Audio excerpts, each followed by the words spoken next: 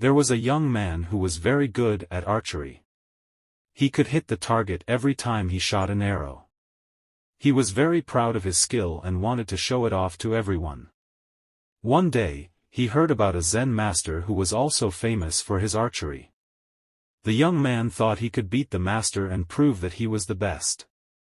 He went to the master and challenged him to a contest. The master agreed and they went to a field where they set up their targets. The young man went first. He shot his arrows with great accuracy and speed. He hit the bull's eye on every target. He even split his first arrow with his second one. He was very pleased with himself. He turned to the master and said, "Think you can match that?" The master did not say anything. He just gestured the young man to follow him.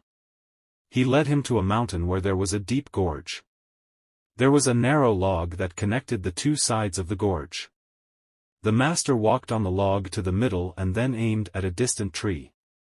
He shot his arrow and it flew straight into the tree trunk.